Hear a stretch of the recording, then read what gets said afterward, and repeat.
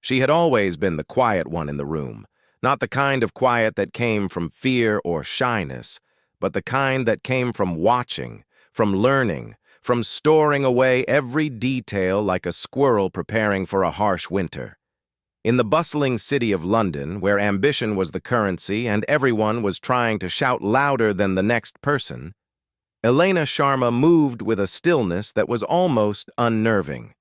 To her colleagues at the massive energy corporation Apex Global, she was just the data analyst who wore simple cardigans and kept her head down. They didn't see the fire in her dark eyes when she looked at the quarterly reports. They didn't feel the simmering anger when she read about the latest round of layoffs that lined the pockets of the executives while families lost their health care. Elena saw the world not as it was, but as it could be. She saw the numbers on her screen not as abstract figures, but as the lifeblood of millions of people who were being slowly squeezed dry by a system rigged against them. Her mother, a former union organizer from Mumbai, had taught her that true power wasn't in a title, but in the collective will of people who refused to be broken. This lesson was the foundation of her soul, a quiet hum beneath the surface of her everyday life. She lived in a small flat in a neighborhood that was rapidly being gentrified, watching old bookshops turn into luxury boutiques and familiar faces disappear, replaced by young professionals who never said hello. Every morning, she took the tube to the gleaming Apex Tower, a monument of glass and steel that pierced the London sky. Inside, the air was cold and recycled, the atmosphere sterile. She would pass the corner office of Marcus Thorne, the CEO, a man who spoke of disruption and synergy, while his company's policies disrupted the lives of thousands. He was a master of the public narrative, appearing on news programs with a practiced smile, talking about tough but necessary decisions. He was building a new, controversial hydroelectric dam in a developing nation, displacing entire villages under the guise of green energy. Elena had seen the internal memos, the suppressed environmental reports, the paltry compensation figures. She saw the truth behind the glossy press releases, and it sat in her stomach like a stone. She knew that if she spoke out alone, she would be crushed, dismissed as a disgruntled employee, her reputation shredded by Apex's powerful PR machine. So, she waited, she watched, and she planned. One Tuesday, the announcement came. Apex Global was acquiring a smaller, community-owned, renewable energy cooperative. It was framed as a merger, a partnership, but Elena recognized it for what it was, a hostile takeover. The co-op, Sunlight for All, had been a beacon of hope in a poor rural region, providing affordable solar power and good jobs. Apex's plan was to absorb its assets, dismantle its community programs, and integrate it into their for-profit empire. The news was met with a shrug by the financial world. It was just another acquisition. But for the people of that region, and for Elena, it was an extinction-level event for a small, thriving ecosystem of local energy. That night, she sat at her kitchen table, the only light coming from her laptop screen. She pulled up the data she had been quietly gathering for years, internal emails about price fixing, doctored safety reports from overseas operations, detailed plans for the co-op takeover that revealed their intention to strip it for parts. It was a digital arsenal. She had the power to blow the whole thing sky high, but simply leaking it to the press felt too chaotic, too easy to dismiss as the work of a disgruntled lone wolf. It needed to be surgical. It needed to be undeniable. It needed to be now. The idea came to her in the quiet hours before dawn. It was terrifying in its simplicity. Apex Global was hosting its annual shareholder meeting in 2 weeks. It was a grand theatrical event designed to project an image of unstoppable success and moral authority. Marcus Thorne would give a keynote speech, and then the world's financial press would be there to capture every word. The board members, the major investors, the media, they would all be in one room, listening to a prepared script of lies. Elena realized that the perfect stage for the truth was the very platform built for the lie. They were handing her the microphone. They just didn't know it. Her heart hammered against her ribs, not just with fear, but with a fierce, righteous excitement. For the first time in her quiet career, she felt the weight of her mother's legacy settle firmly on her shoulders. The power wasn't with Marcus Thorne in his 1,000-pound suit. It was with her, a data analyst in a cardigan, armed with a memory stick and a lifetime of watching, waiting, and refusing to be broken. The game was about to change. The day of the shareholder meeting arrived, so crisp and bright. Elena wore her best, but still simple, navy blue dress, the one she reserved for parent-teacher conferences for her niece or important doctor's appointments. She walked into the Grand Hotel ballroom, a space of glittering chandeliers and hushed, reverent tones. Men and women in expensive suits milled about, clutching glasses of champagne and speaking in the confident, clipped language of high finance. Elena felt like a ghost among them, invisible, unnoticed. She found a seat near the back, as always. The stage was a masterpiece of corporate theater, with a massive screen displaying the Apex logo, a stylized sun, ironically enough.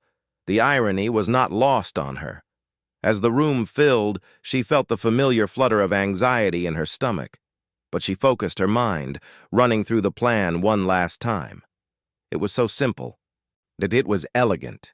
She had coded a small, silent application that would bypass the hotel's presentation network, and at the right moment, seize control of the massive screen.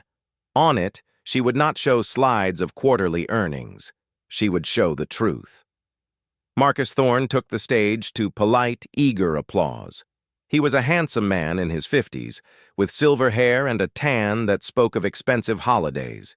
He opened with jokes about the weather and moved seamlessly into a stirring speech about powering the future responsibly. He spoke of the company's commitment to innovation, to sustainability, to the communities we are privileged to serve. The audience nodded along, a sea of bobbing heads hypnotized by his polished lies. Elena watched him, her hands cold in her lap. He was so good at this, so utterly convincing. And he talked about the new dam project as a gift of progress, the displacement of villagers as a necessary transition. He spoke of the acquisition of Sunlight for All as a way to scale their beautiful mission. It was a masterful performance, a symphony of deception. Elena waited, her finger resting lightly on the small device in her pocket. She knew the precise moment. It had to be when he was at his most confident, his most charismatic, to create the greatest possible contrast. He began the segment on the new dam. "This project," he boomed, a picture of the gleaming dam rendering appearing on the screen behind him, "is a testament to our forward-thinking vision. It will bring clean energy to millions." The audience applauded. Elena pressed the button. For a split second, nothing happened. Then the dam rendering vanished. And in its place, a grainy internal company video began to play. It showed a meeting where Thorne himself was discussing how to manage the public relations fallout from the dam, laughing with his executives about the sentimental attachment the villagers had to their land. "They'll move," his voice crackled through the ballroom's pristine sound system. "They have no choice. We own the permits. It's business." A collective gasp echoed through the room. People turned to each other, confusion and shock on their faces. On stage, Thorne froze, his smile locked in place, his eyes darting towards the screen in disbelief. The video cut to another clip. Memos about the co-op takeover laid bare for all to see, detailing their plan to extract maximum shareholder value by firing the local workforce and selling the equipment. And the silence in the room was absolute, broken only by the hum of the projector. Elena sat perfectly still in the back, her face calm. She had done it. She had lit the fuse. For a full 30 seconds, the room was a tableau of shock. The journalists in the front row fumbled for their recorders, their eyes wide. The board members looked at each other, pale-faced. Thorn stood paralyzed, his mouth opening and closing like a fish out of water. The screen then went dark, and a single line of text appeared in a simple, stark font. "The power is ours, not theirs. Look at the truth." Then that too disappeared, and the Apex logo flickered back, as if nothing had happened. But everything had happened. The carefully constructed cathedral of lies had its foundations blown away. Security guards began to move, looking frantically around the room. But Elena remained motionless. She didn't run. She didn't flinch. She simply watched the chaos she had unleashed. A journalist stood up and shouted a question at Thorn about the video. Another followed. The room erupted into a cacophony of voices. Thorn, his composure finally cracking, held up his hands, stammering about a cyber attack and fake news. But everyone in that room had seen the date stamps on the memos. They had heard his voice, unmistakably his voice, on the video. The damage was done. The story was no longer about Apex's bright future. It was about its rotten present. Elena slipped out of the ballroom during the commotion. No one noticed the quiet woman in the navy dress leaving. She walked out of the hotel and into the cool London air. The city hummed around her. You're oblivious to the earthquake that had just occurred in the ballroom behind her. She didn't feel triumphant. She felt a profound sense of peace, a stillness that came from finally acting, from finally using the power she had stored away for so long. Her phone buzzed in her pocket. Then again, and again, news alerts were popping up. Apex CEO exposed in shocking video leak. Shareholder meeting descends into chaos. Company denies authenticity, but evidence mounts. She didn't need to read them. She knew what they said. She took the small device from her pocket, the one that had triggered the presentation, and slipped it into a public trash bin as she walked past. It was done. The next few weeks were a blur for the world, but a time of quiet waiting for Elena. The initial denials from Apex crumbled under the weight of the evidence. More documents, which she had strategically released to trusted journalists in the aftermath, began to surface. The narrative was out of their control. Government regulators announced investigations. The stock price plummeted. Marcus Thorn was called to testify before a parliamentary committee, his arrogance replaced by a hunted look. The Sunlight for All takeover was halted. The dam project was suspended pending a full review. The world was speechless, not just at the scandal, but at the audacity and precision of the act. Who was the phantom who had done this? Theories abounded: a rival corporation, a hacker collective, a ghost in the machine. Weeks turned into months. The investigations widened, and the story never fully left the news cycle. Elena continued to go to work at Apex, but the atmosphere was transformed. And the tower felt like a mausoleum. People walked the halls with their heads down, afraid to speak. Layoffs, real ones this time, began to sweep through the company. Thorn resigned in disgrace, his golden parachute contested in the courts. One by one, the corrupt executives followed. Apex Global was being dismantled piece by piece, not by a competitor, but by the truth. Elena watched it all from her cubicle, saying little.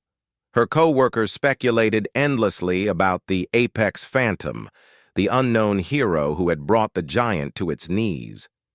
They spoke with a kind of awe, a desperate hope that someone, somewhere, could still stand up to such power. Elena would listen, nod, and then turn back to her screen, a small, almost imperceptible smile on her lips. She had done what she set out to do. She had given the power back. One rainy evening, and she received a letter. It was hand-delivered, no return address. Inside was a single, beautiful photograph of a solar panel field at sunset, the kind that Sunlight for All had built. On the back, in a shaky, elderly hand, was written, "For the village that is still standing, for my grandchildren's future, thank you." There was no signature, but Elena didn't need one. She held the photograph for a long time, the rain pattering against her window. It was the only recognition she would ever get. and it was more than enough. She placed it on her small mantelpiece next to a faded photograph of her mother at a union rally in Mumbai, her fist raised high. The two women, from different generations and different worlds, now stood together in Elena's quiet flat, a testament to the enduring power of courage. Elena never confessed. She never sought fame or reward. She simply went back to her life, a little lighter, a little freer. The world eventually moved on to the next scandal, the next outrage. But for the people whose lives were touched by her actions, the villagers who kept their homes, the workers who kept their jobs, the memory of that day never faded. They didn't know her name, but they knew her spirit. They knew that somewhere out there, a person had looked at the immense, unfeeling machinery of power and had refused to blink. She had shown that in the digital age, truth was a weapon anyone could wield. And she had proven, without a single shout or a moment of violence, that real power doesn't reside in corner offices or on stock exchange tickers. It resides in the quiet, determined heart of an individual who refuses to accept the world as it is, and dares to show everyone what it could be. The power she had demonstrated was always theirs. They just had to be brave enough and cool enough to take it.